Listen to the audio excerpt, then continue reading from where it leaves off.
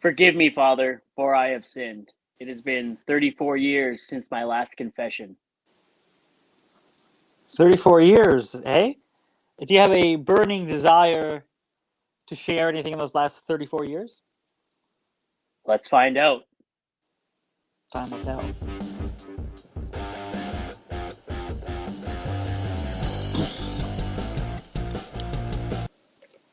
All right. Welcome back to another episode of On the Throne with Dick.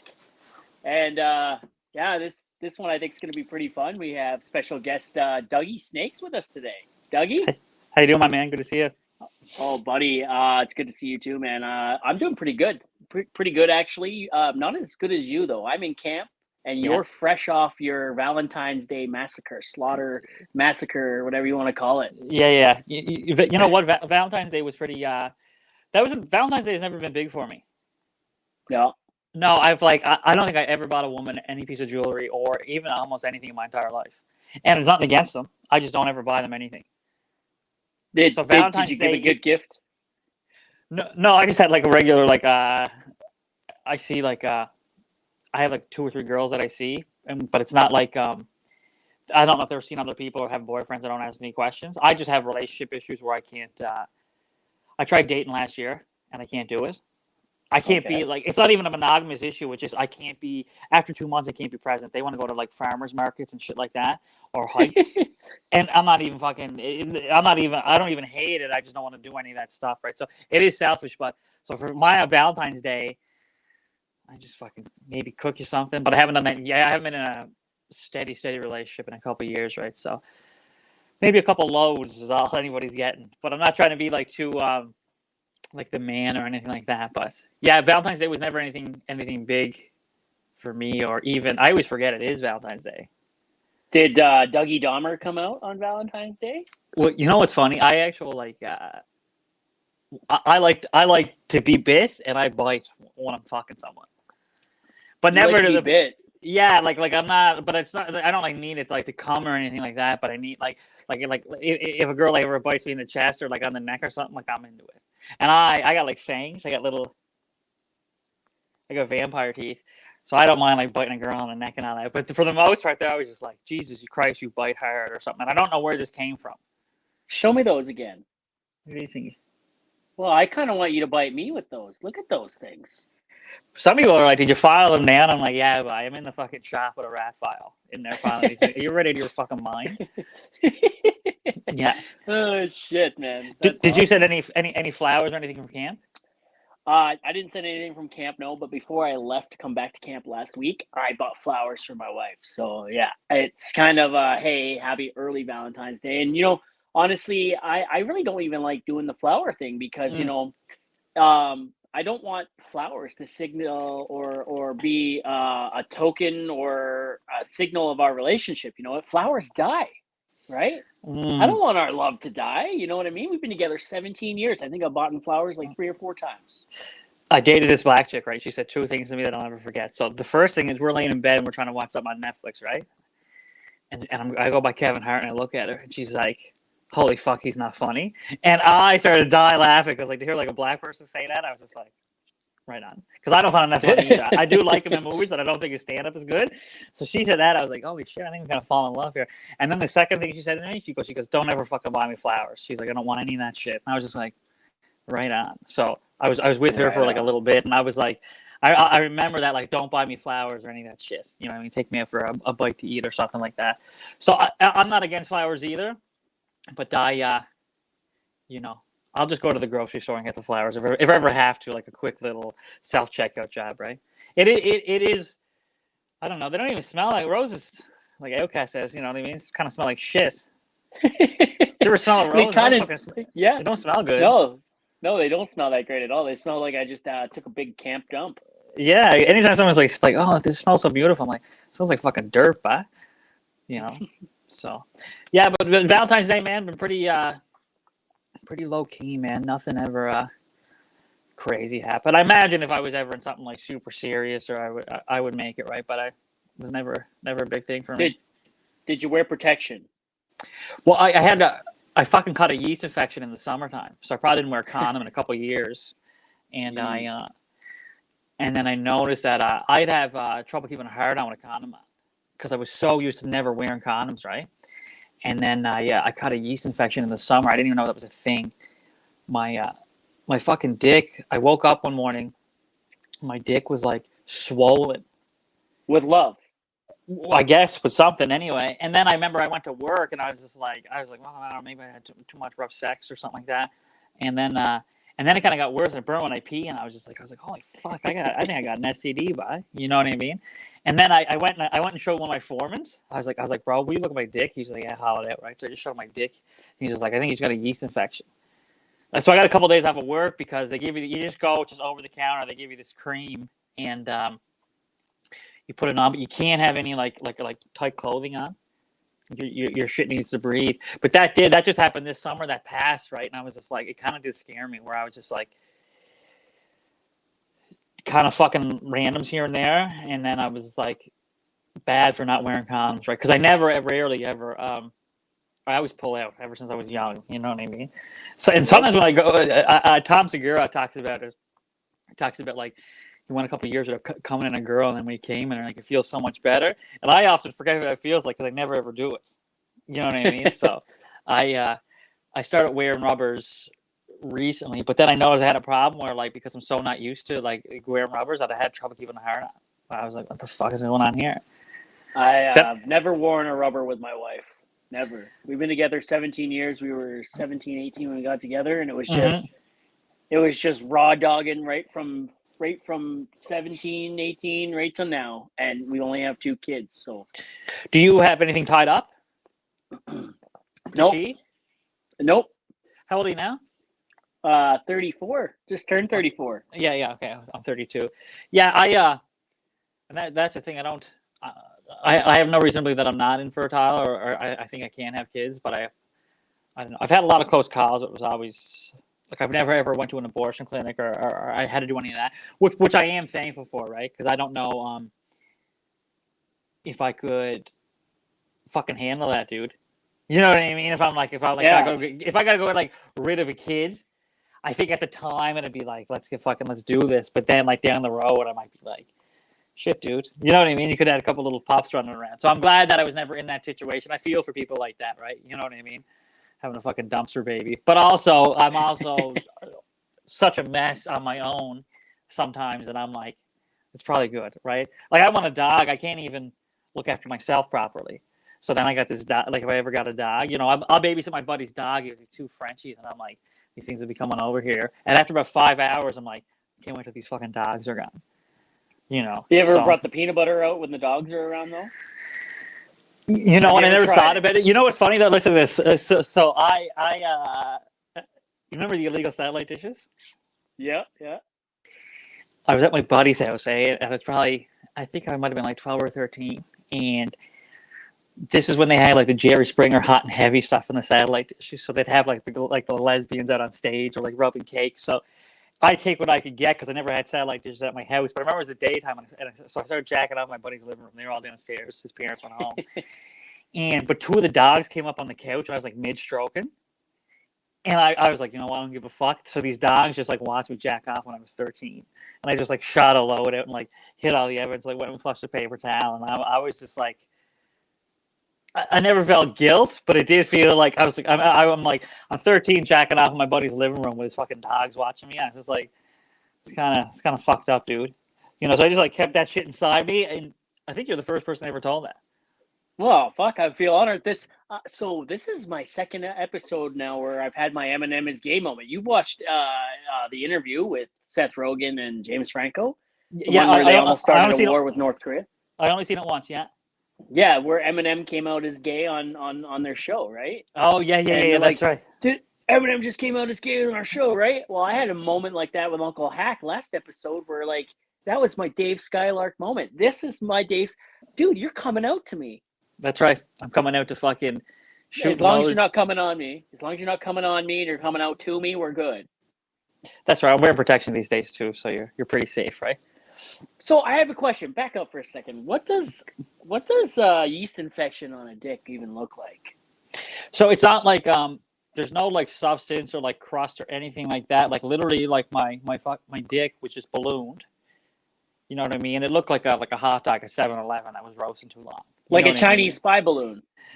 Basically, but I'm not that in doubt. You know what I mean? I know it's not like a hockey puck or something. But but that it was just swollen up. Like I don't know if you have any experience with cocaine, or a lot of times like if I to try to go to sleep after doing blow for a couple of days, I would jack off and then I would like try to sleep and then I was like I can't sleep. So I jack off like 4 or 5 times in the night, right? And 4 or 5 times. yeah, because this is the cocaine, right? Like, you know what I mean? Okay. So I don't do that these days, but so because I'd be so wired on blow that I'd just be like my mind would just be like sexually fucking active and deviant. So the reason I'm bringing this up is because after like when you would wake up, if you could get any sleep, after hollering on it 4 or 5 times, your dick would be ballooned, and it kind of like a carpet burn on it from like hollering on it so hard. So that's what this reminded me of. But that's what I remember. I woke up, I was just like, I didn't even have sex that hard, and I wasn't jacking off crazy either. But that's exactly what it was. It was just like, look like it had a bee sting on it, but not in any area. But there's no like mucus, or it wasn't even gross looking. It was just swole, right? But I just remember like, you don't go to Google for this stuff, and I went to Google. So then I'm like at work and I'm just like trying to plumb. It's like 33 degrees in Vancouver here, and I'm just like building a fucking high rise with a swollen dick. So I just went and told my foreman, right? He's super chill. He works like, I asked him like, bro, I have to show you my dick, and he's like an actual farmer here. He's like, oh, bro, like I got like fucking, I deliver fowls and cows and all that shit all the time. He's like, this is the least. He says he sees it all, right?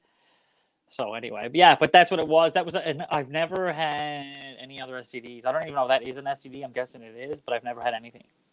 I don't think a yeast infection is an STD. I think it's a bacteria. I'm not sure. Yeah, I don't know if that would be considered an STD, and that's one thing I was thankful for, because I remember before I went to rehab, it was so long before I had like my blood tested or like sexual like STD test or anything like that. And then once you get in there, they give you everything to make sure you don't get AIDS or Hep C or Hep A, any of that. They check you for all your STDs. So I remember like I was just like, this is kind of sick, because I would always like I caught putting the horse blinders on.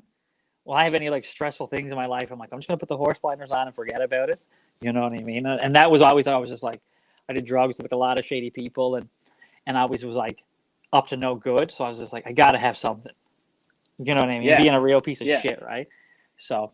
And then when I found out I had nothing, I was just like, life was I was at peace more than I could ever know. How did you get from? Sorry, go ahead. No, that's it. Oh, I was gonna ask how you ended up in Vancouver from you're a Cape Bretoner boy, right? You're from Sydney Mines, aren't you? I'm from the Waterford. Yeah, Sydney Same Mines. Shit. It is. Sydney Mines is an interesting place. So I'm from the Waterford, Cape Breton. And that's Vancouver's working in rehab 3 years ago. Oh, okay. So when I was here, I came just before COVID. I landed January 8th of 2020, so just before COVID hit. But I knew I was going to stay out here for a minimum a year anyway.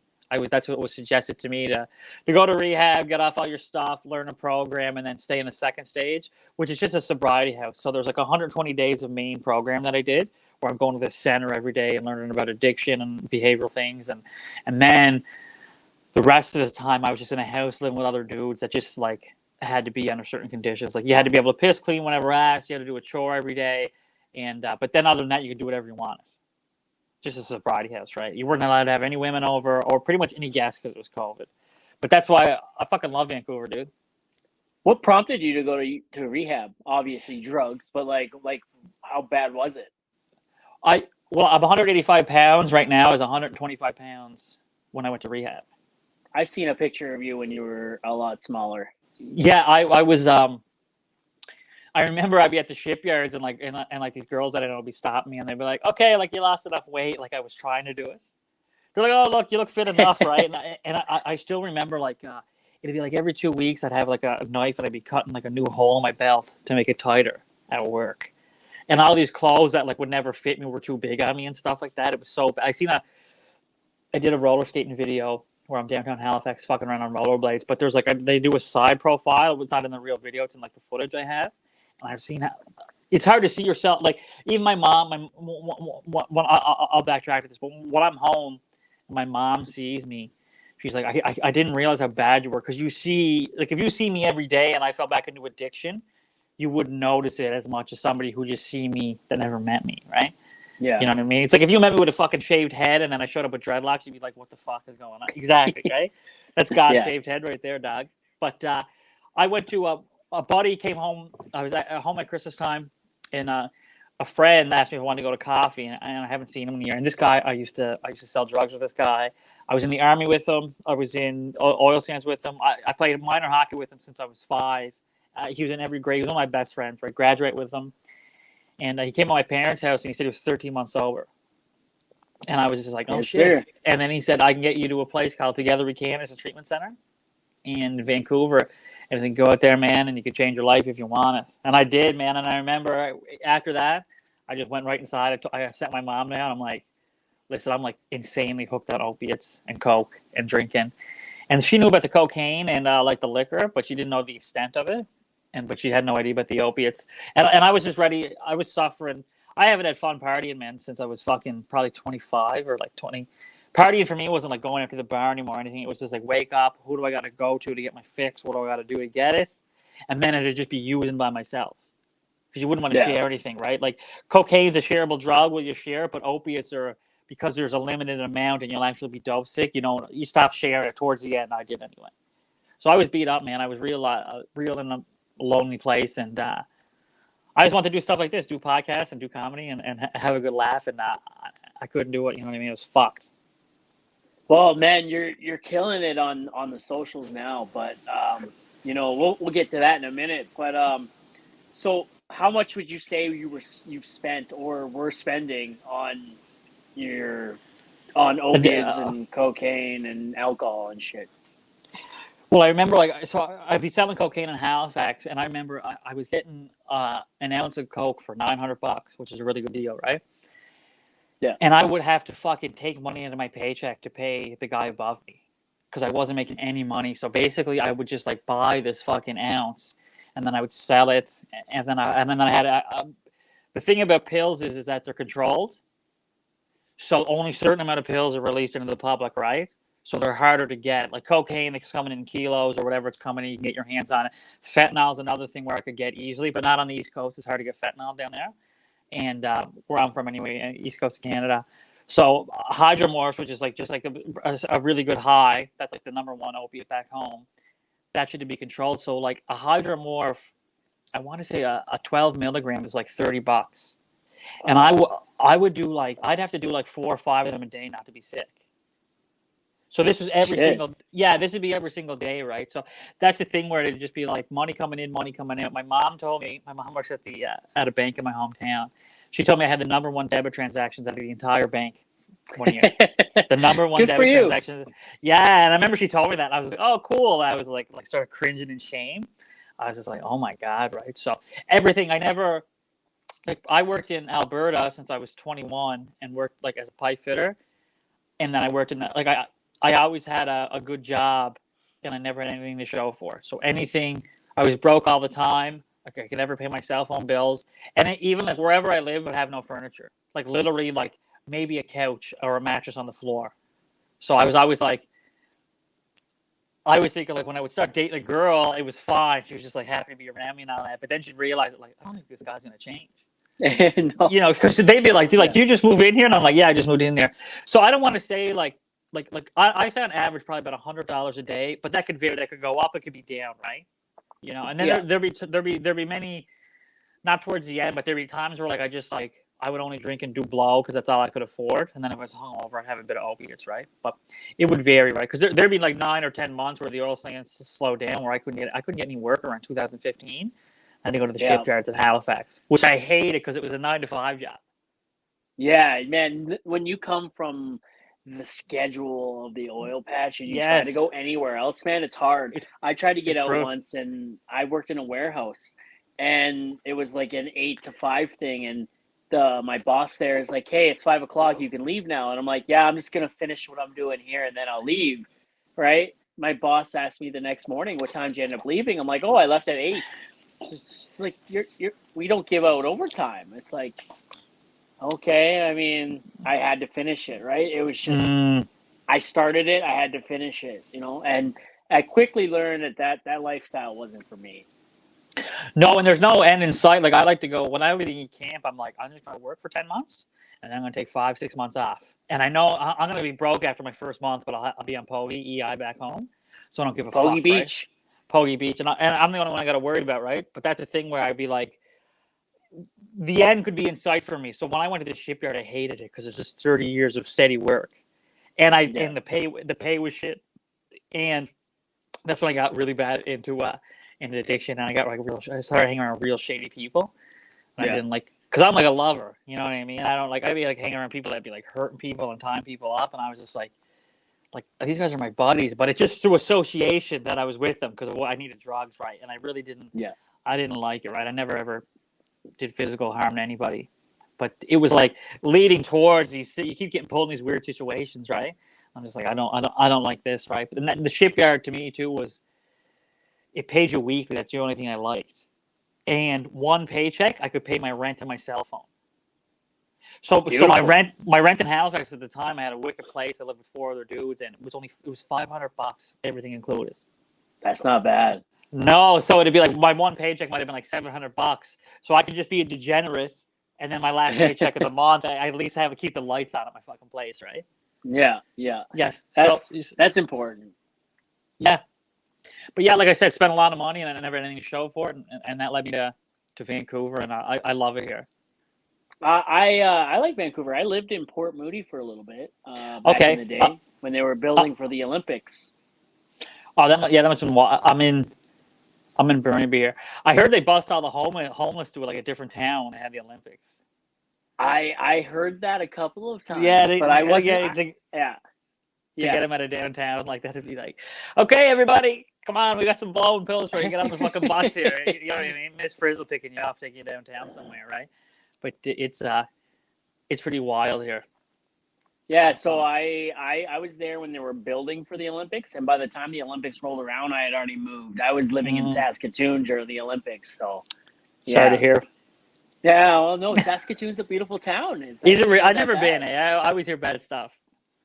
Oh, it's a nice town. The people are a little like some people. You get that anywhere you go, though, right? That's But right. I didn't mind Saskatoon back then. I didn't like it because I didn't have a car, right? I've been there tons of times since with a vehicle, and I loved it. Mm. Yeah, Yeah. I never had a vehicle until I was 29, but Wow. and it Well, now if my car goes to the shop for a week, I start fucking bouncing out the walls, and I'm like, how did I do that for so long? But you don't know what you got, right? You're not yeah. missing it. Well, taking the bus, we took a bus everywhere, right? And the shit that you see on a bus, the stories you hear around you on a bus, it's pretty cool. It kind of reminds me of Dougie stories on TikTok, right? And and then I was gonna jump back to that because you said you found yourself into some pretty weird situations, pretty fucked up situations.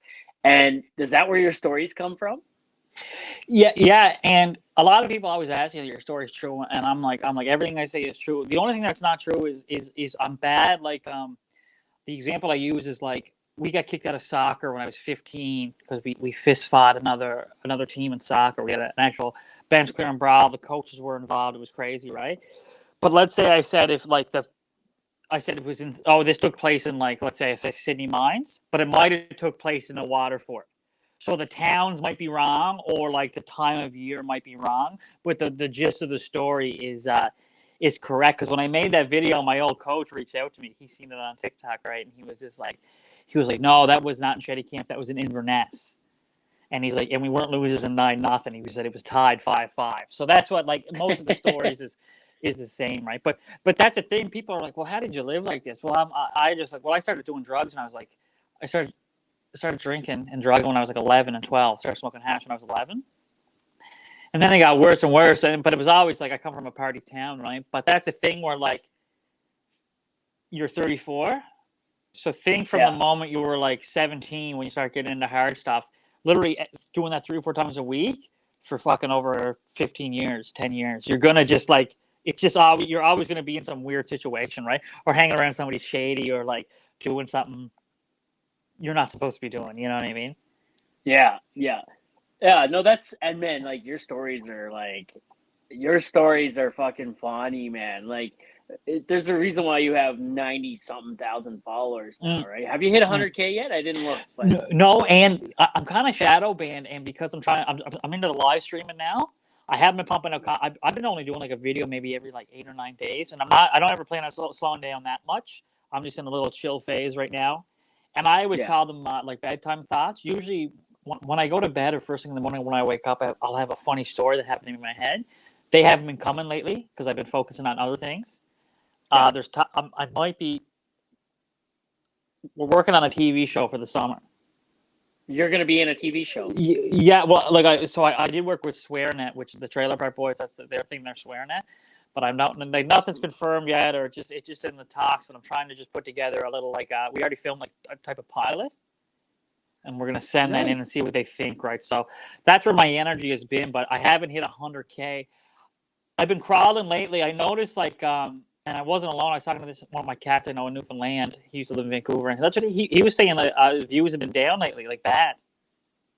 Yeah. So for the last, I don't know, for the last like 3 months, I've had Yes. amazing traction, man. Like, Okay. I've grown a fuck ton, like almost 20,000 followers. That's huge. No, 12 to 13. Sorry, 12 to 13,000, and my views have been like, oof.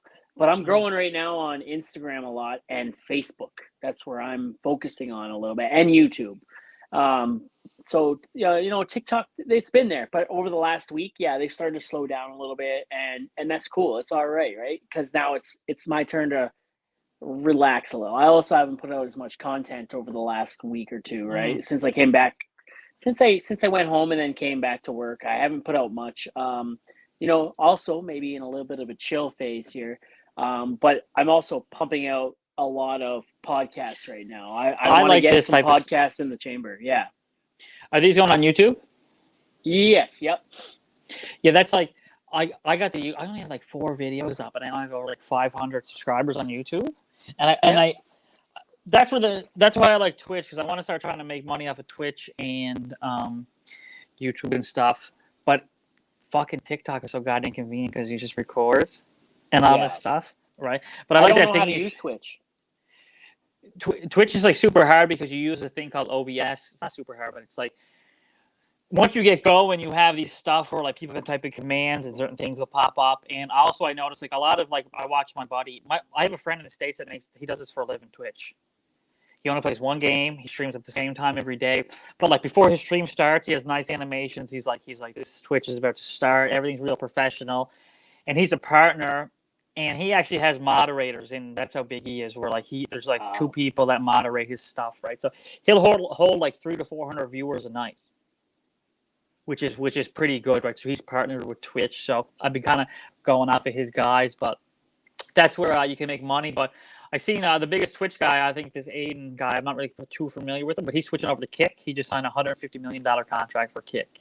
So because Twitch is like getting bad for same with YouTube with censorship. Yeah. And that's what I have issues with censorship, man. I'm not ever trying to do anything to fucking break any walls down or anything like that. But I noticed TikTok did you notice TikTok is way better for censorship than it used to be? It is a lot better, man. It's Like so much better. I've said a lot of shit on there where I was just like, "Ooh, are we getting banned right now?" And then nothing happens, and I was like, "Okay, right, just testing the Yeah. waters a little bit." But I had a 24-hour banana on Facebook cut last week, and they Was that with suppressed Hack? my. No, I'm surprised that didn't happen. He got me banned on TikTok. Yeah, did he? Well, he had the fucking Justin Trudeau blackface shirt on. And then somebody started fucking, I think I was talking about Hitler or something. And I was just saying, like, there you go, right there. Look at that. I have shirts, hats, and stickers with just inflation on them. Yeah, and we were just like making fun of like we weren't even making. Well, I think we were talking about like it's crazy because like Hitler did a lot of terrible stuff, but he got it done. Like him and his boys were just like kind of got some shit done, right? And it's terrible. We were just carrying on, but I was banned instantly just for it was a week from live. But other than that, but I noticed the videos that when I started making them in like two years ago, you couldn't say or do anything. But now anything, I haven't had a video permanently blocked in probably maybe over a year. Like anything I put up might come down, but it goes back up as soon as I appeal it. Yeah, and I think they're moving towards like if they don't like the video, they're just gonna remove the sound, right? Mm, They mm. removing the sound's a big one. I've lost the sound on a couple videos, but that's about it. But I got a little banana on Facebook there where they suppressed my reach. I was growing like crazy. I went from 2,000 to 13,000 like that in like 2 weeks.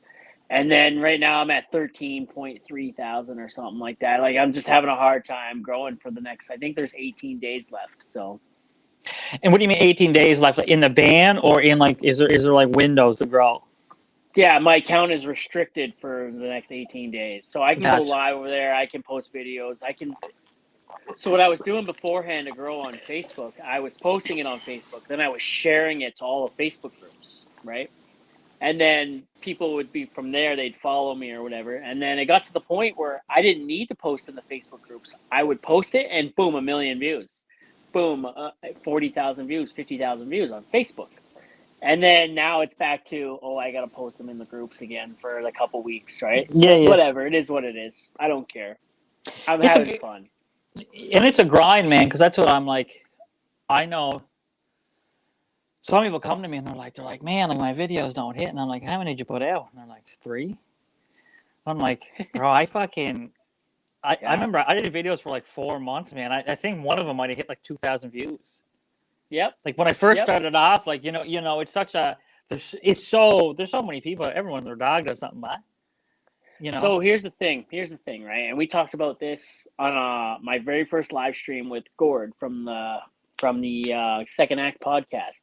Okay. He was saying there was 5 people watching that live stream, and he's like, wow, you look at the number 5. The number 5 is so small, but if 5 people were in front of you listening to what you were saying and hanging on what you were saying, 5 people's a lot. That's a You've lot of people, attracted bro. 5 people's attention. So you're on TikTok and you got 2,000 people looking at what you're saying, right? It's quite a bit.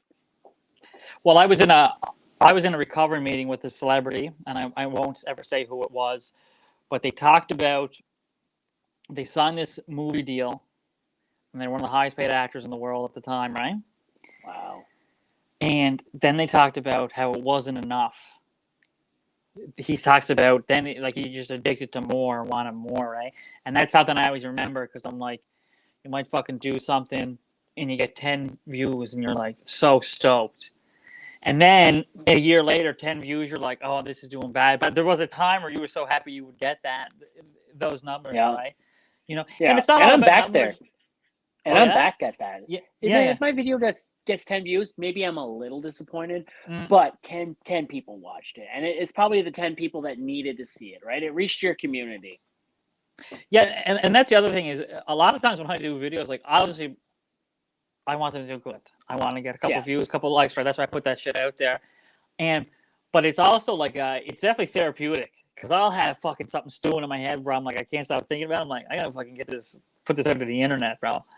Yep. It's people are it's funny because people are like, what do your parents think? And I'm like, they know who I am, but you know what I mean? Like it's not like my mom and my dad. They don't fucking not know who I am, so they know.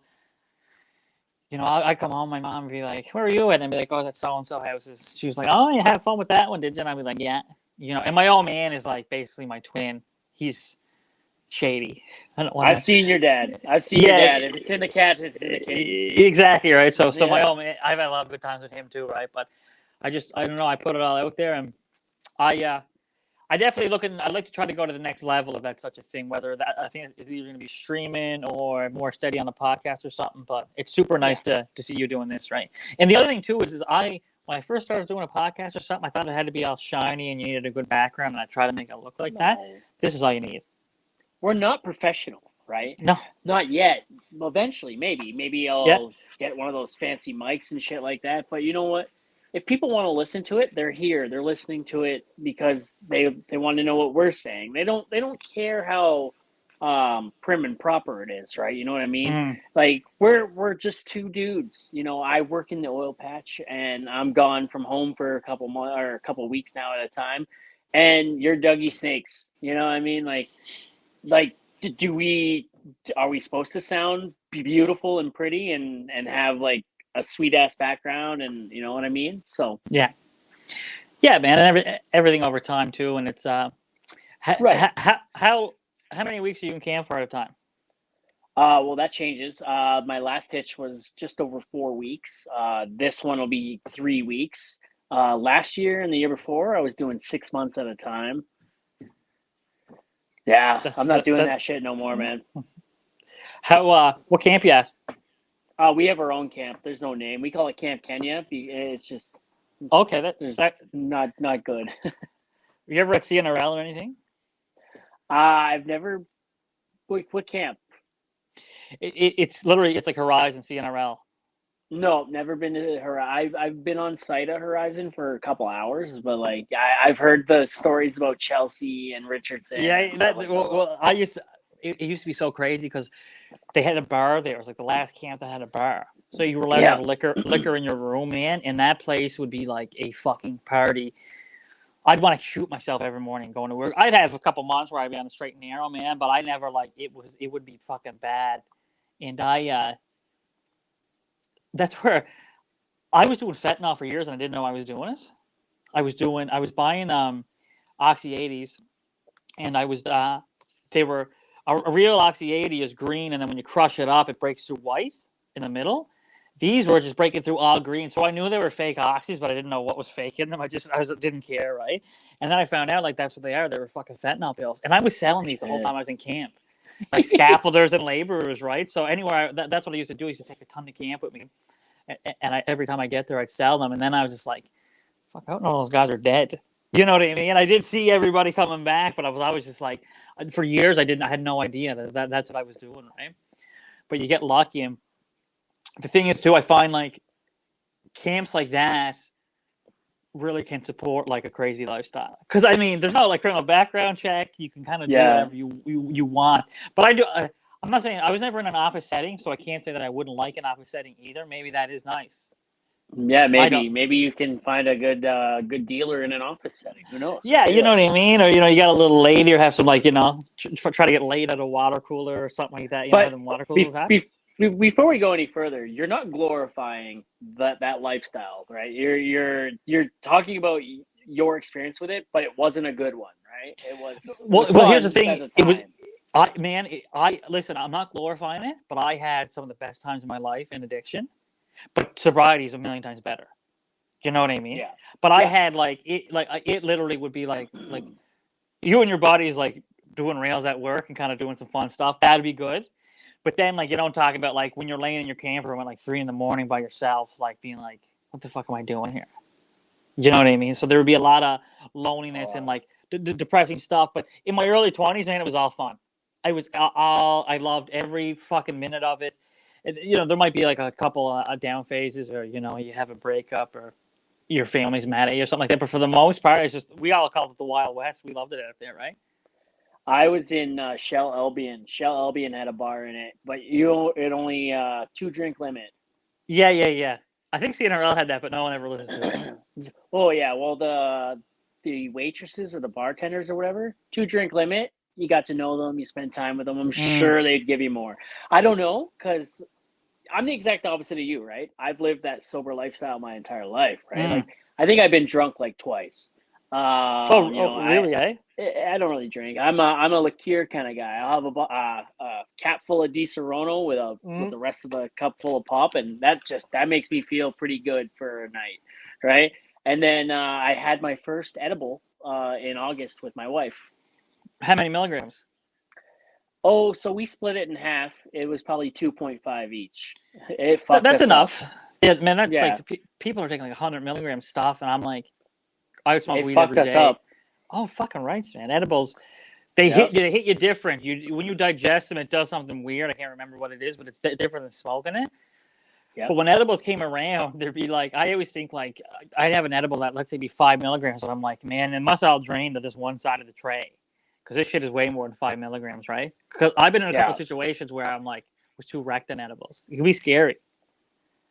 So we took the 2.5. My wife has really bad anxiety, right? Mm-hmm. And so when she took it, she's like, for the first time in my life, my brain shut off, right? And she didn't have a single thought. We ordered Chinese food. I don't remember it coming or eating it. My head was really heavy, and we giggled for a long time. And then I had the best sleep I've ever had in my life. Oh yeah, that's just like horse tranquilizer, right? It'll fucking knock you. It's good, and you had that like planned out, right? No. So no, we were in a hotel in Edson, and I got back from work because she was coming to see me on the road, right? Mm-hmm. And she spent most of the last summer with me, like the whole summer. It was kind of nice. I got back from work. It was like 8:30, and I just finished eating. And she's like, "You ever wanted to try an edible?" And I'm like, "Every day," but I wanted to do it with you for like every day for the Mm. last 17 years. I wanted to try it, but with you. She's like, "You should go get one." So we were looking at the stores and what was around and Value Buds. I'm like, "I'll go get it." So I went into Value Buds, and she must have thought I was an undercover cop because I had no idea what I was doing there. Yeah, I yeah. had no idea what I was looking for. I asked her, I told her this is what I wanted, but the kind of feelings I wanted, yada, yada, yada. She's like, "You want this." All right. And then, I went back when I went back home. I went back to another one, and I walked in and I was looking at infused drinks, and Buddy's like, "Stay away from the top three shelves. If this is your first time, top three shelves are off Top limits to turnbuckle's you." no good. No, no. And I didn't get any drinks, but I got some chocolates, and that's where we're at. So yeah, That's good, man. So 17 years you've been with your old lady, yeah. 17 years married for 10. Yeah, and how many kids you got? two. Working on a third. That's so like I can't make it past 2 years, man. I've never made it past 2 years in a relationship, but I don't know if it's like not finding the one or nothing. And it used to bother me when I was younger because I'm like, I can't hold in a relationship. This shit is fucking hot me. You know what I mean? Dude, They would dude, get the like other, they'd get wise yeah, to my shit after about a year. They'd be like, this guy's I can't put up with him, right? yeah. So This is the other the multiple ones that you have on the go. Do they know about each other? no, well, like one's like a stripper, and like I don't know who she sees or if she's doing anything else, and then the other two, like I might only see them like maybe once a month, and then I just had like the stripper that I see, she just sleeps over like 3 or 4 nights a week, right? But Okay. they don't like ever ask any questions or nothing. Like there might be like whose razors in the shower or something like that, but it's all like I just like try to I don't want to like whenever this happens or anything, I just like make it very clear that like, listen, I don't care if you come over, we can do whatever you want or go out to eat and all that. But I'm just like, I'm not looking for like a relationship. But I don't care if you want to come over here a couple times a week, and I'm not gonna like kick you out, right? And I find I need affection more than anything now. Like it's not even all about sex for me or nothing. I just like to have like a little company on a Saturday night to watch some Yeah. Netflix, eat some food, right? That's where I have it now. Where I need some human connection like that. You know what I mean? But I can't have it around too much. Like I've never lived with a girl in my life, or I don't think I can live with another guy either because all I did was live with dudes when I was in the army, and then in camps, and then in fucking rehab. So I was just like, I remember I was in rehab. I was just like, this is this. I'm fucking get my own place when I get out of here. So I've only been on my own for about 14 months, 15 months now, but I love it. You just got out of rehab not long ago.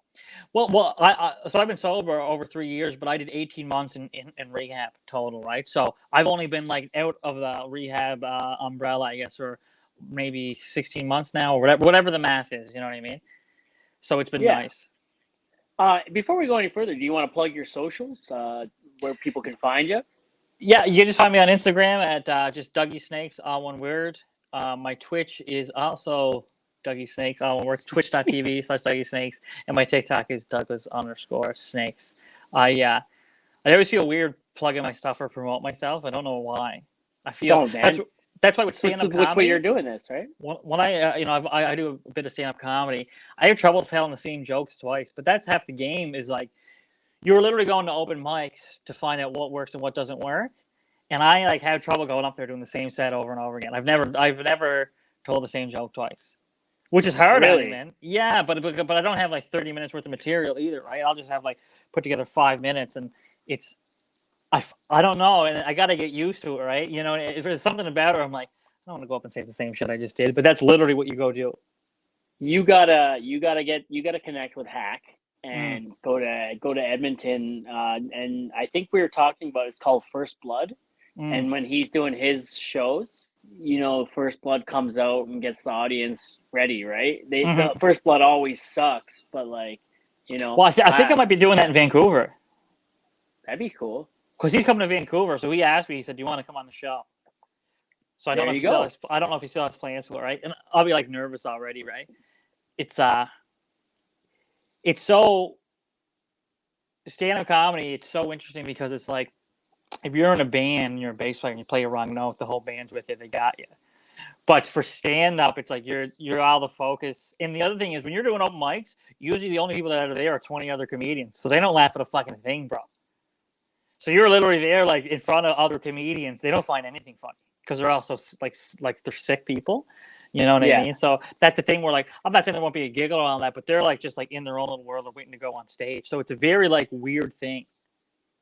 They're preparing B Rabbit in the bathroom. Right? They're just they're the gay Eminem. Can't hear shit. Yeah, the gay Eminem, man. Full circle, right? Full circle, buddy. So that's what I was going to tell you, actually. Hack and I were talking about, I wanted to do an episode with just Hack, and then I wanted to do an episode with just you, and then I wanted to have an episode with all three of us, right? And just have, just this fucking chaotic mess of a podcast episode, right? That I'll probably have to put explicit on, so.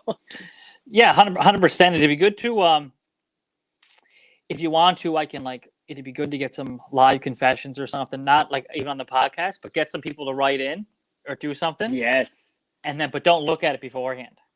We could go live with it on YouTube and people, we can have the comment section and Twitch, and we could have the comment section, have confessions, something like that. I find that hilarious. We'll talk about it. We'll talk about it, man. That's right. We have all the time in the world. You know what I mean? I'm not into the podcast for numbers. I'm not in it for the numbers game. If the numbers are there, which they are, they're really good. But I'm not here for the numbers. I'm here for the conversation and the connection and just peeling back the layers and getting to know the other person, right? Yeah, having a good chat. Yeah, it's sick, man. It seems to be working. I need to put a little more effort into mine.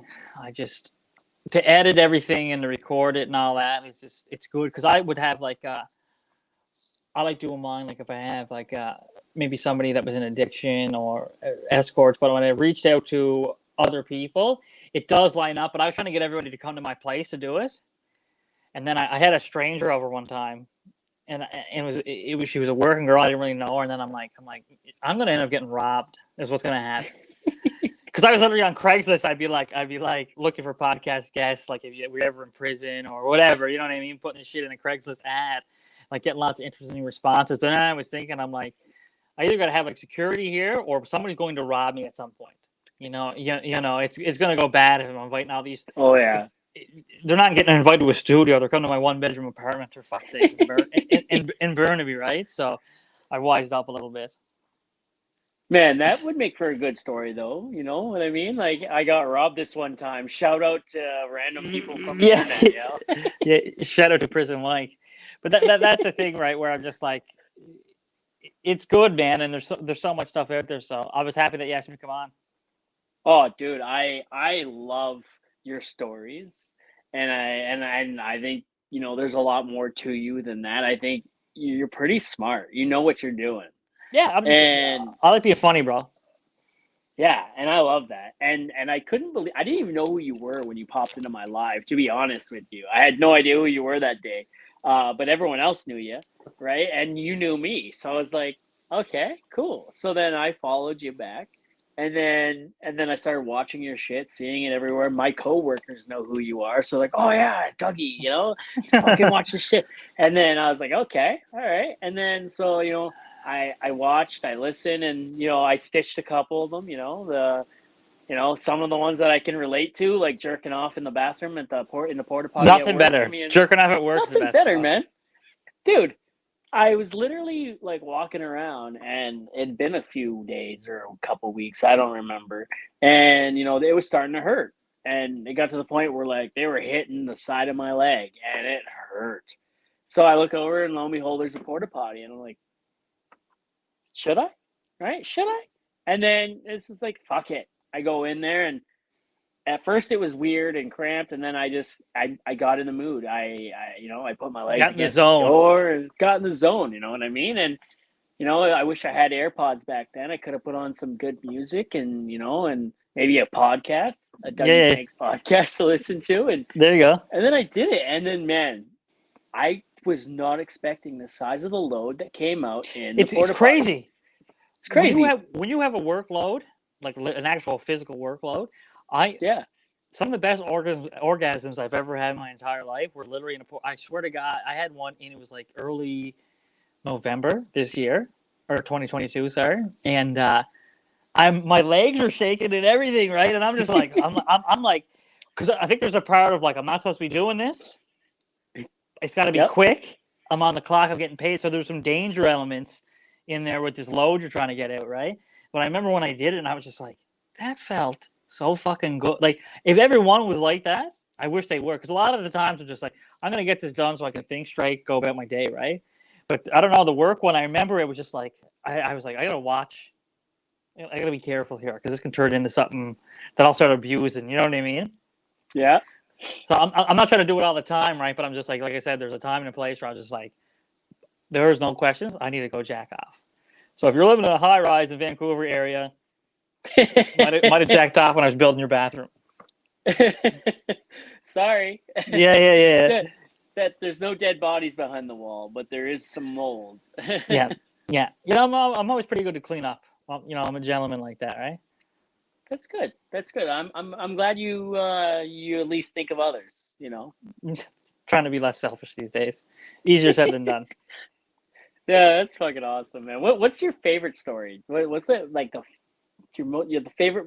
You got a favorite? You have to have a favorite one that you've told that you're sitting there thinking about, and you're like, oh my God, I can't believe this happened to me, but like I have to share it, and it's gold. One of my favorite stories, and I'm sorry I'm talking so much about drugs and sex. This is just, it's the territory. It's who you are, man. Yeah, right. But I remember I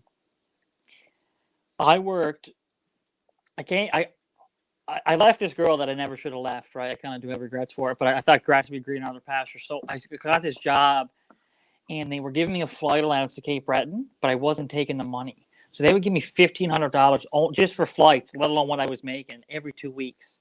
So I would go somewhere different every 2 weeks. I went to LA a couple times. I went to Chicago. Yep. And then one time I didn't know where. Like, I literally go to the airport, figure out where I was going to go. And then I went to Edmonton one time. But before I went, I got these. They're called red coffins. They're morphine 100s. They're a big red pill like this, right?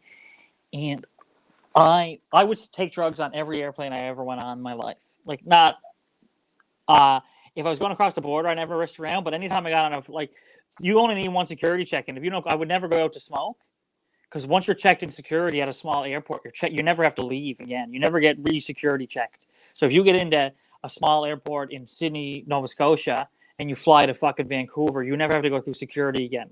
So that's what I used to do, right? So anyway, I took all these fucking morphines into the Fort Mac airport. I didn't know where I was going to go, so I just ended up flying to Edmonton. And then I never really did a whole lot of these, so I said, fuck it, I got some time. I started drinking at a Chili's there in Fort Mac Airport, and then I went in the bathroom and I started railing these fucking morphines, right? And I remember feeling like really good, and the flight from Fort Mac to Edmonton's not that long, and 40 minutes. I don't remember getting on the plane, and I've never been kicked out of an airplane or anything like this before. Anyway, when I woke up, the entire plane had already left. And I was laying across, like I was in the middle seat, but I was like hunched over like this, and I had the seatbelt wrapped around my waist. And there was 3 flight attendants. They were shaking me, and they were like, "Sir, do you need an ambulance?" And I was just like, "Ambulance? Like, what are you talking about, right?" And this is what I remember from that. I grabbed out my stuff, grabbed my overhead. I went down to get my luggage, and when I was down there waiting, they called my name over the PA. I left my phone, I left my passport, I left all my headphones inside the seat, right? And this is just, I've only been off work for like 6-7 hours. So I got all this stuff, and I just remember getting the cab to my buddy's address. And my buddy didn't tell his woman that I was coming. So I don't remember any of this. So this is what she tells me. She says that some little guy with an accent just showed up at the door, They said I just busted in the door, and I said, "Where's the pills?" That she had no idea what I was talking about. I went into his room, and he had some heroin there. And she, I guess she was like, "Who are you?" And I said, "Who am I? Who the fuck are you?" And I'm usually never like that, right? I don't remember any of this.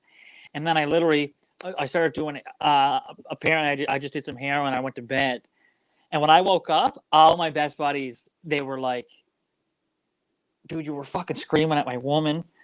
You were right out of her." I don't remember any of this, right now. And I was so apologetic, but I was in a pretty bad phase. And then I already had some content out on YouTube. My brother went to film school, so a couple of his buddies all wanted to meet me that week. And anytime they came and they seen me, I was in my underwear, passed out on fucking heroin. So this is like a very sad story, but it's one of my favorites because I'm always just like, imagine if you want to meet somebody and you're like, oh, this guy's gonna be funny, I'm gonna meet him.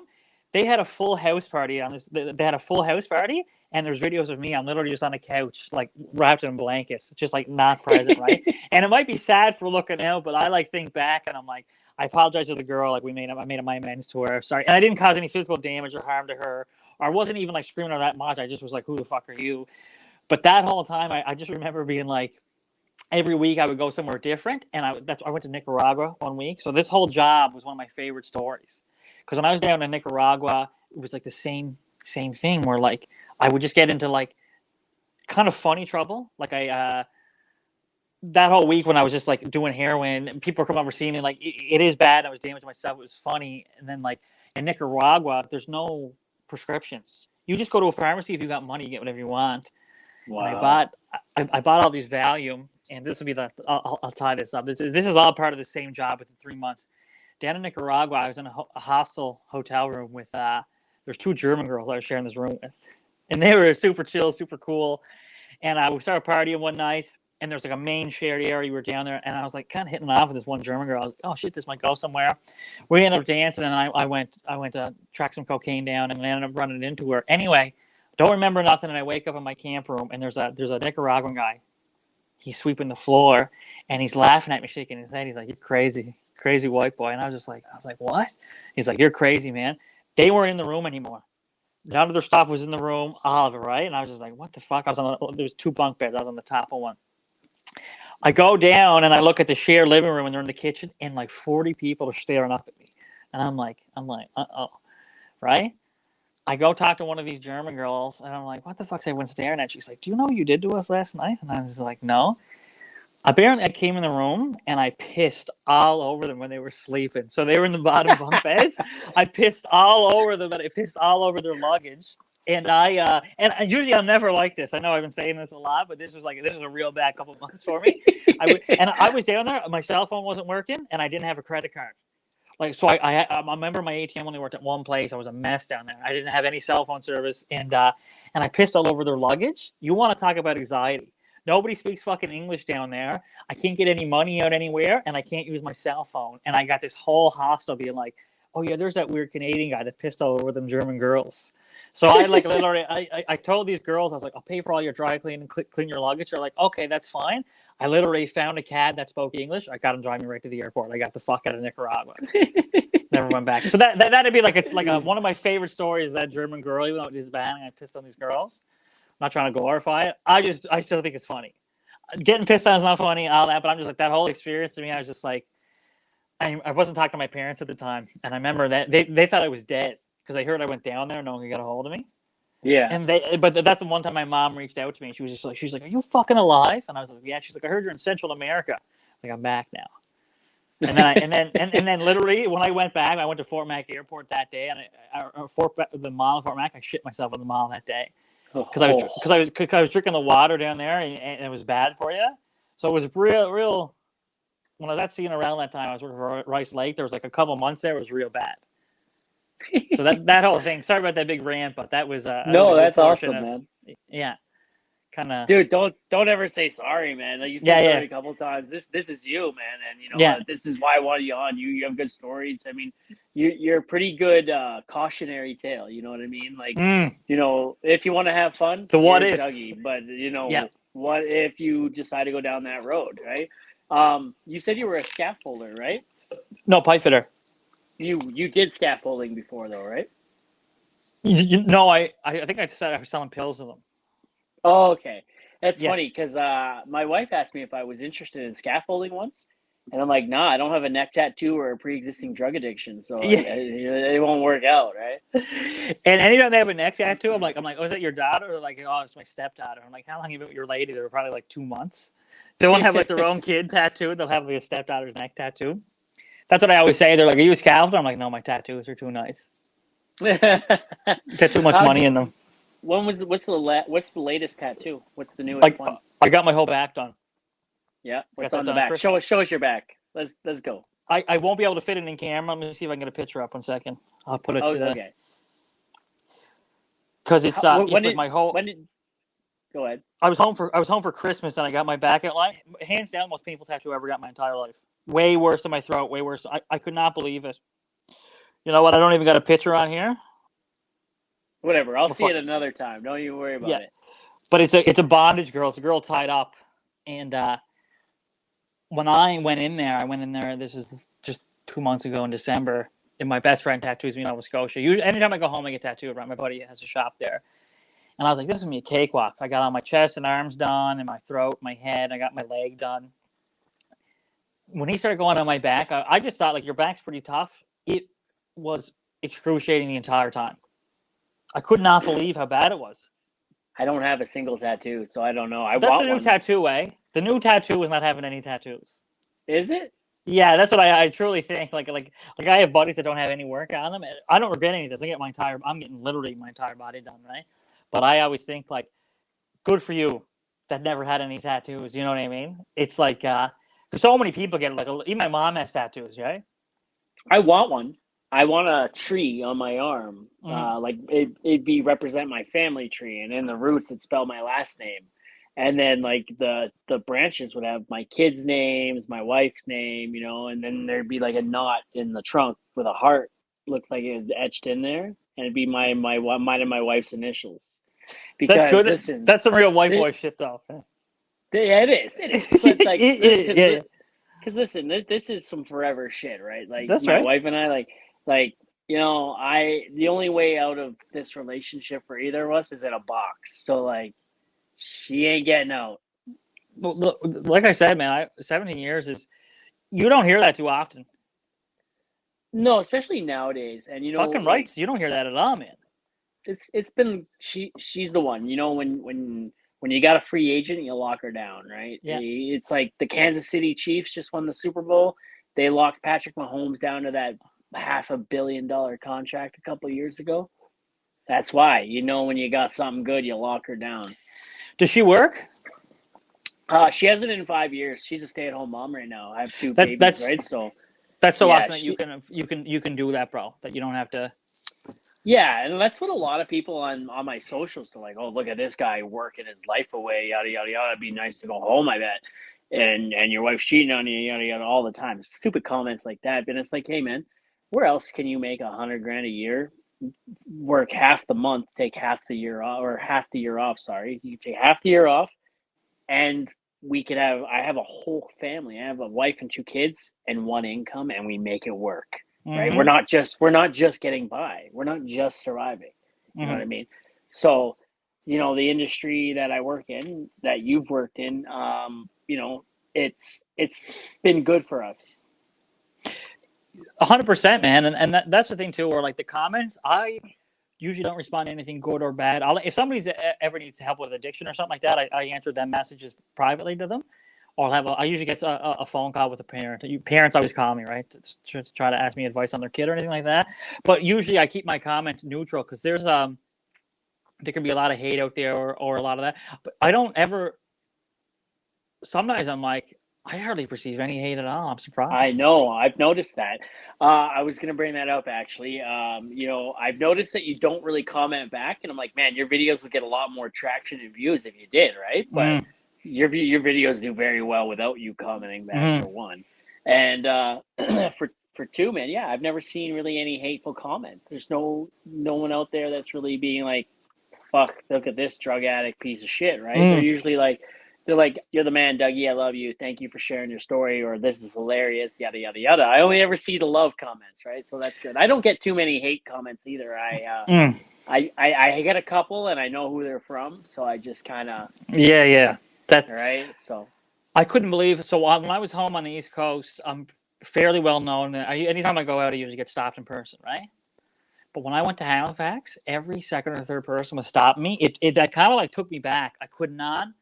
I'm talking about like people in their fucking 60s to like people that are out at the bars. It really tripped me out. So we filmed this interview thing where I was just asking a couple of. It's not out yet, but I did I did an hour of street interviews, and I did it with a really nice camera. I have a manager, and he set this all up for me, and we did it, and I could not. There was like cars stopping, getting out and taking photos, and like anywhere, and people in my hotel, right, even in the elevator, I could not. Fucking cops knew me, and I was just like, "This is so fucking wild, right?" And not that I don't like it or anything like that, but I was like, it's nowhere near like in Vancouver. Maybe once a week, somebody might see something, but when I was on the east coast of Canada, it's crazy how far them videos go, man. Like I literally, it kind of like switch a thing on where I'm like I kind of want to make this a career and try to really do something with this and keep it going, and to see how it was very interesting. It wasn't overwhelming or anything like that, but I just felt like blessed, man. I was like this is super yeah, cool to put yourself out there, to have a laugh, to make other people laugh, bring some joy in your life, and then to be so well received. yes, it's Yeah, amazing, isn't it? yeah. So it felt it was super interesting, right? And it is weird though, because so I will go to a bar just for like when I'm in Halifax. I want to see live music, just so I'm not stuck in my hotel room all the time. But I don't drink. But so many people were like, "Do you want a water? Do you want a coffee?" It's like they're aware. I'm like, I can't believe they're so fucking aware of this, right? How polite they are, right? Yeah, I'm not man. saying some people Yeah, don't ask like, "Hey, do you want a drink?" But for like almost anybody's like, "Hey, do you want a bottle of water? Do you want something?" I'm like, wow, it's so interesting. People are so considerate, right? And I yep, find you see a lot of the world. It's like a pile of negative fucks in certain areas or on certain news programs or something like that. But like for what I've seen out there, it's just so positive and so loving, right? So yep. I hope it continues that way. Well, dude, I've been recognized by a couple police a couple of times. I got pulled over in Fox once. I got pulled over in Fox once, man. And when he pulled me over, he's like, "You know how fast you were going?" And I was just like, "Man, I'm sorry." He's like, "Honestly, man," he's like, "Slow down." And he's like, "Dick, have a great day, buddy. I love the videos." I'm like, No way. "Oh fuck." And then we were coming back from Fort Mac, me and Drew. I don't know if you follow Drew. Drew's a big fan of yours, but he's from Newfoundland. And we were coming back from Fort Mac in the vac truck, and the vac truck broke down, right? And so we're sitting there on the side of the road waiting for our help to arrive, and the DOT pulls in behind us, right? And Drew's sweating bullets because he's like fucking 4 months behind on his logbook, right? And Yeah. and he's like, "Go put the cones out." So I put out the cones, and the DOT guy is walking up, and I'm like, "How's it going today, sir?" And he's like, "Not bad. How's Mr. Frost?" And I'm like, "Fuck, Oh man." yeah. I was fairly new. Like this was 2 years ago, right? So I was fairly. It was still fairly new. I had like 6, 7,000 followers at the time, and Yeah. I'm like, "Man, that's cool." I asked him if he wanted to make a video. He's like, "I can't. I wish I would love to, He's but I working. can't." He's working, right? But he didn't bother us the whole time. He sat behind us, made sure we were safe, didn't come to the truck, didn't do nothing. I made a video about it. I actually there's a video that did fairly well actually, and yeah, You show man, respect, you it's get respect. exactly. You know what? But I made a video about respecting the thin blue line like a few days prior to that, right? How I did a video about how um, it was the end of the month, and the cops were out getting their quotas, Yeah. right? And I'm like, can you imagine if any other like first responder services did that? Like Ambulances. ambulances just going and injecting needles into people Yeah. just so they can save them. Fire departments going and setting shit on fire so they can do Yeah. that. Then you got the cops. Hey man, I'm gonna go and pull you over. But I'm like, but they do have a job to do, and we got to respect that thin blue line, right? And then I made it at the gas station in Fox Creek, and yeah, it went over pretty decent, So that was good. That's. I think there was a fire department in Nova Scotia. They're in like a rural area. One of the like somebody high up got caught who's burning down houses to keep them open. I'm Yeah, pretty they sure did that that in Alberta too. maybe that's where, but it was something where I seen where like I think they were in like a rural area, so like they weren't getting funding or something like that. But buddies going around burning her down. That'd Yeah, be pretty. yeah, yeah. Arson's a serious charge too, man. Oh yeah, well yeah, I wouldn't know, but like I've heard, yeah. Yeah, I live life on the straight and narrow, yeah, right? Like yeah. I House fires are a big that's thing where I'm from. House fires is like a business. I'm dead serious. That's like an actual like trade back home. Where like my insurance in my hometown is higher than other surrounding towns because so many things get burned down. really Yeah, yeah, it's a big that's thing. crazy Yeah, like on anytime purpose. yeah, like for to collect insurance on it, right?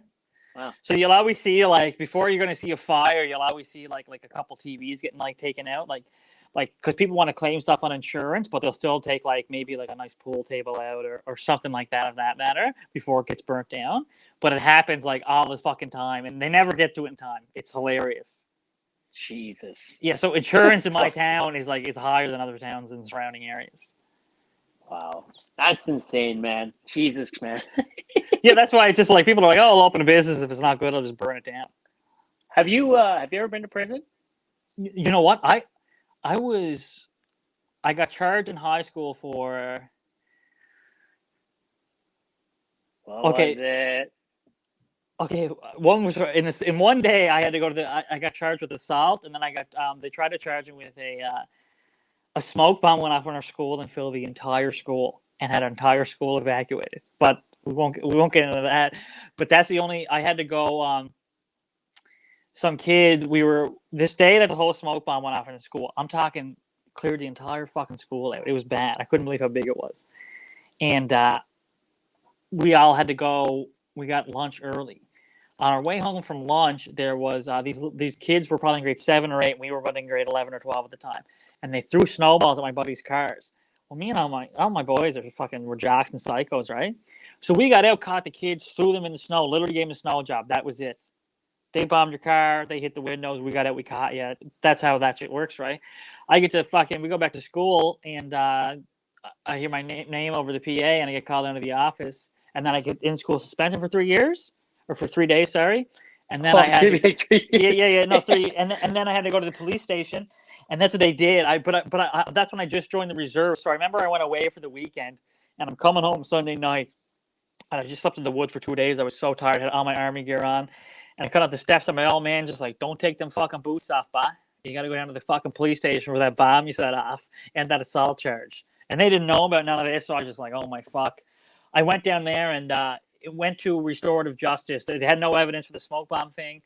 And then for the assault charge, it was like the parents that made the kids kind of, once you open something up, and it got bad for a minute because in the paper in our hometown, it was like 3 17-year-olds charged with assault, and they knew it was me. So right, but that's the thing. Like people were like, "Oh, that Dougie kid's bad apple and all that stuff." And my other two buddies. But when it went to court, the judge literally like he read it. He's like, "Why are we even here?" And my mom starts laughing. He's just like, "These kids were throwing snowballs at cars and got what coming to them." So that was no charges, even though I was charged with assault. Like nothing stuck. That was the only time I was ever like. So handcuffs weren't even placed on me. I didn't even go to like lock up for a night. I was never caught with drugs or alcohol one time in my entire life. I That's never. insane.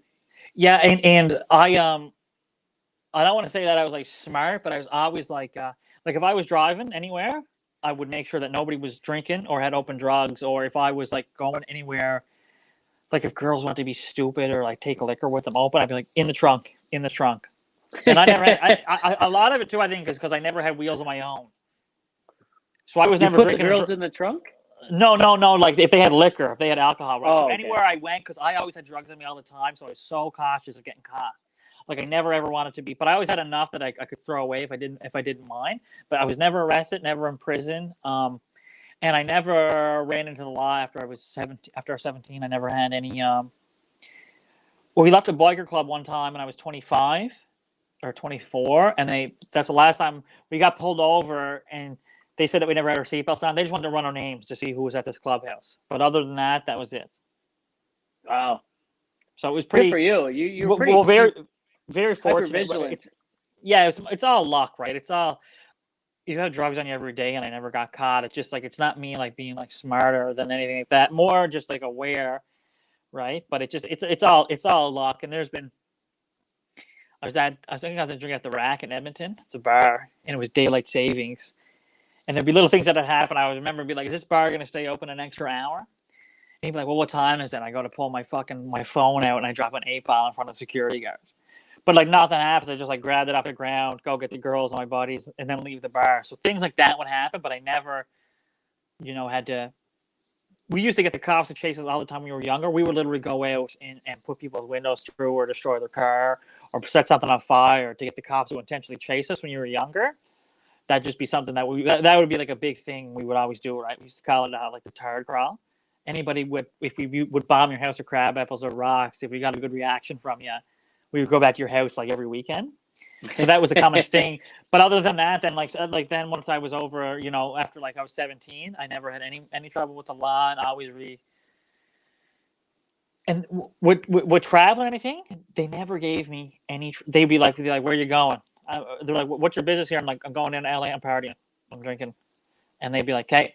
And when I would come back, they would never ever search my bags and all that. But I went one time to LA with my girlfriend, and they would search them because they wouldn't be in case they weren't paying taxes on their shopping and stuff like that. Yeah. But for me, I couldn't believe it. I always thought like, oh, they're gonna fucking give me a hard time. They never gave a fuck. I'd just be honest with them.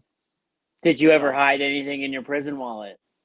I tucked pills in my ass.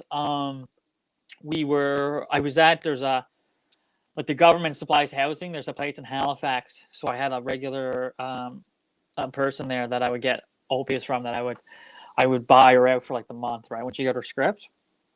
And then I was waiting for her to come out to the car, and then there was a fucking cop car behind us down the road that I didn't notice, but she already left.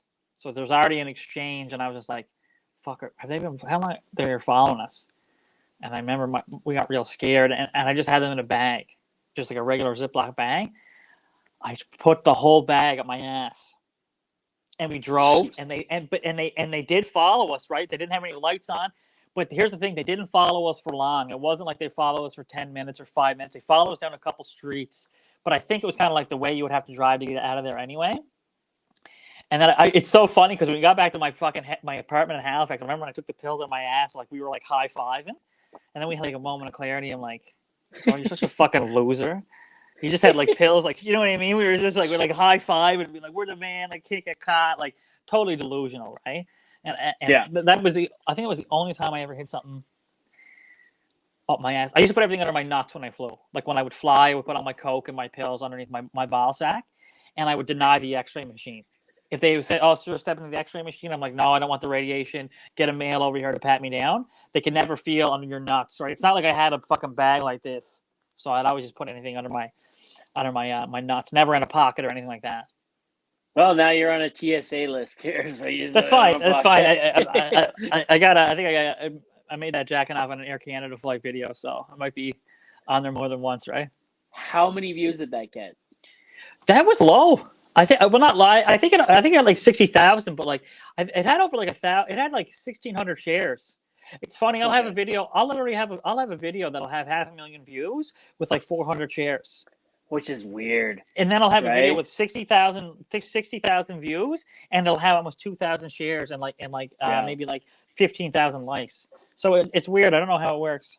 So I've noticed anything I've made in an airport about flying. One time I was like, so we were taking a little long. I was at the Edmonton airport. And we were taking forever to take off, and I was like, what the hell, right? And then all of a sudden, I can't remember the joke. Anyways, it's a video, and it did really well. So I was like, okay, because I flew back and forth between Ontario and Alberta for a little while before I just moved back to Alberta. And every time I'd make an airport video, and it would just take off, right? And I'm like, okay, all right, this is what it is. Make it in the airport, make it on the plane, whatever, right? Some people don't like it. Some people think it's hilarious. I was at the Edmonton airport there a few months back, and getting recognized and shit like that.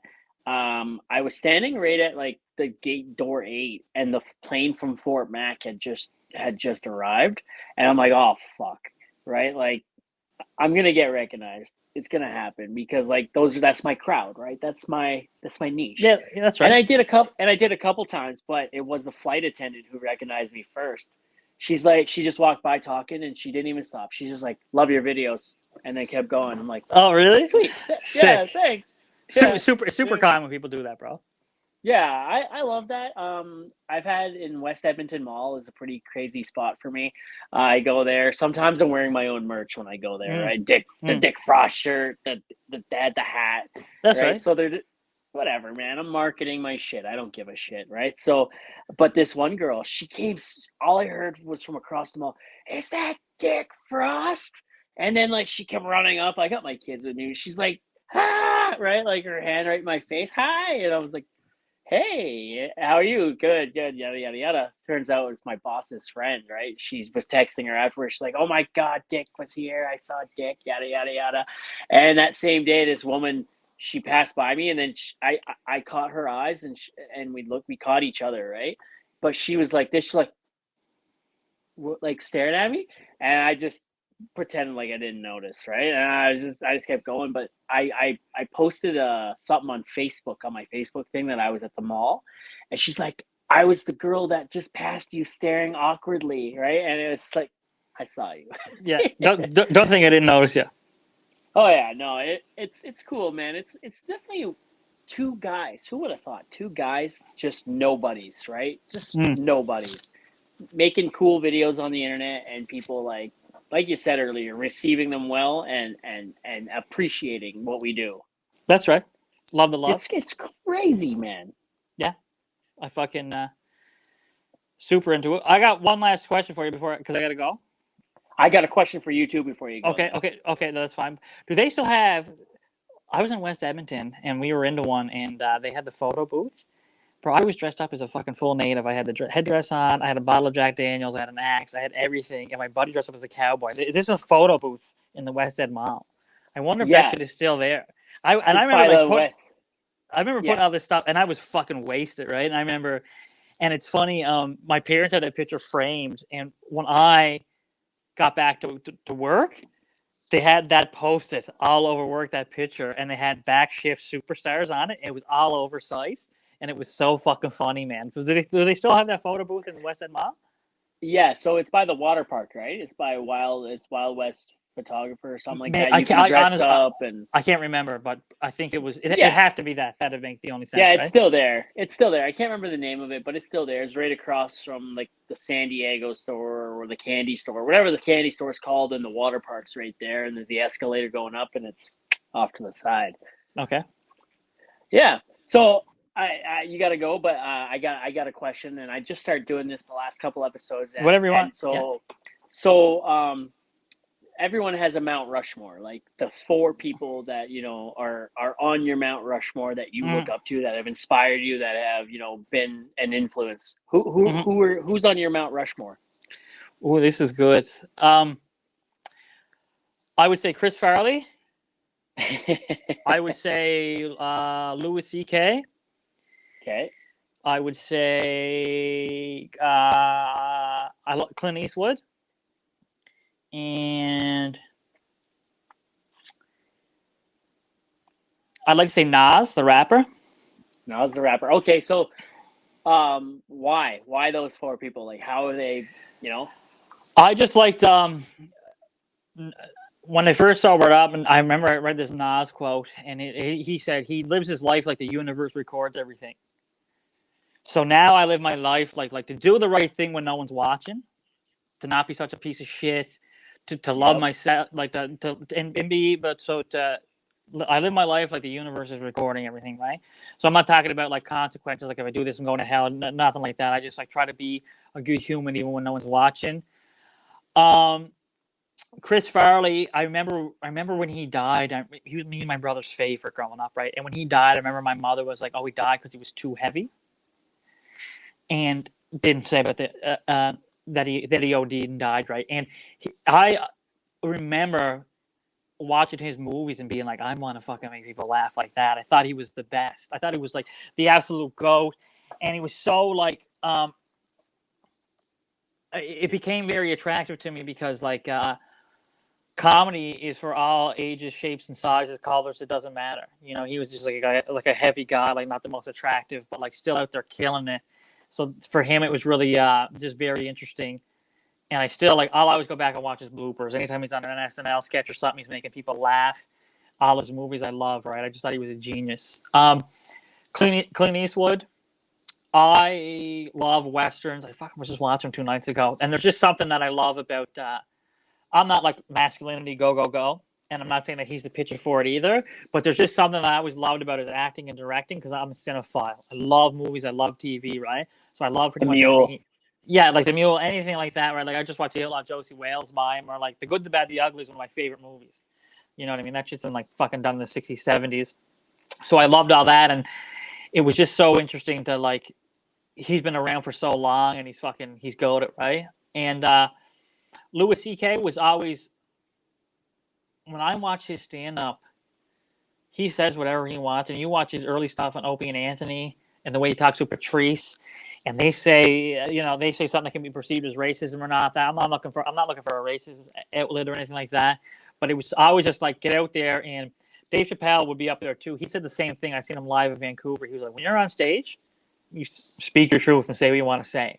Do your thing, right? Keep it real. And People are coming to see you and they know who you are, right? So yeah, right. And that's it. If you don't want to hear that, don't go to a show. Exactly right. And I like, and Louis C.K. got canceled, and he's bouncing back, and that's what I really like. People make mistakes, and I don't even know a whole lot about his whole situation. All the details, right or wrong, but I'm just saying, like, he's like out there living his life, and I just find he's a super interesting individual, and I think he's one of the best stand-up to ever do it, in my opinion, right? Louis C.K. So that would be my Mount Rushmore, and also like I love Nas's music. There's more than just that quote, right? Yeah. That'd be it. But off the top of the head, that's the first thing that came to me. That's a very good question, man, to be fucking asking people. Fuck yeah, man. I love doing that. My boss asked me that actually. He's like, hey, who's on your Mount Rushmore? What did you tell him? Well, at the time, Austin Matthews, because I'm a big Leaf fan, and Austin Matthews is the savior for the team, or so I thought at the time. I think it's Mitch Marner now. My Nana, I didn't meet her until I was 24. My dad was adopted when he was a baby, just less than a year old, and 50-something years later, he found her,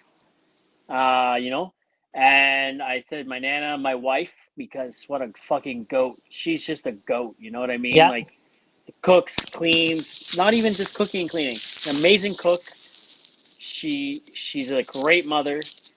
Her personality is just top notch, and her work ethic, just and there's something to say about that.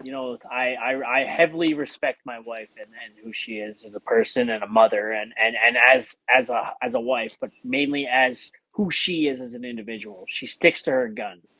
She has a mind of her own. She's strong-minded, right? She slaps me upside the head when I need it, calls me an idiot. You're being an idiot, stop it. But she's probably my often. biggest fan as well. Yeah, but she's also my biggest fan. Right? That's right. And I'm hers. So, and then I think it's changed a little bit too in the last couple of years since then. My kids are probably on my Mount Rushmore together. They got their own special little rock now. So, yeah.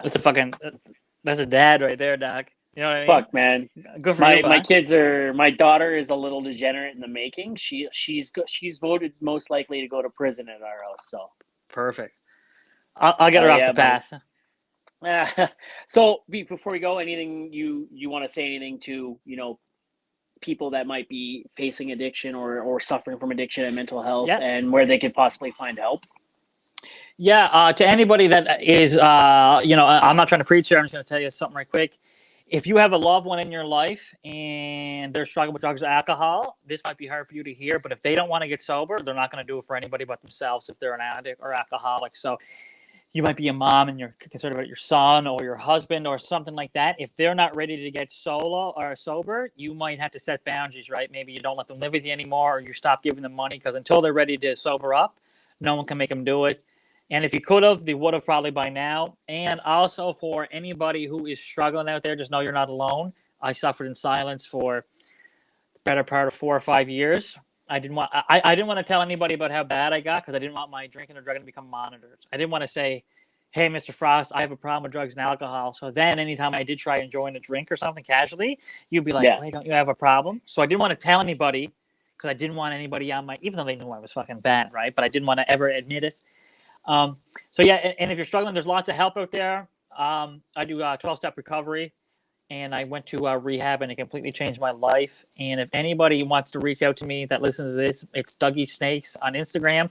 Send me a message. I will get to it. It might not be in the first day, but I check my messages every day, right? So I can't get you or keep you sober, but I can point you in the right direction and maybe find an avenue for you to do so. In the last 3 years, I've never lived so good in my entire life. I have lots of stories about drinking and drugging, and they're funny now because I'm not fucking dead or in jail or like we talked about, right? And I mentioned that in my TikToks and my videos I do. Like, it's funny now. It's just like when you're a little kid and you're in trouble, you think the world's going to end. But when you talk about it at Christmas time years later, your father, like, oh, remember that time you did that? It's funny because there's some time in between it, right? Yeah. So that's all I want to say about if you're struggling, reach out to somebody. And, if you don't get it right away, you might get it down the road. But just be careful out there. I love you. All right, there it is. Dougie, thanks for coming on, buddy. And hey, stay frosty. Love you. Thank you so much. You're the man.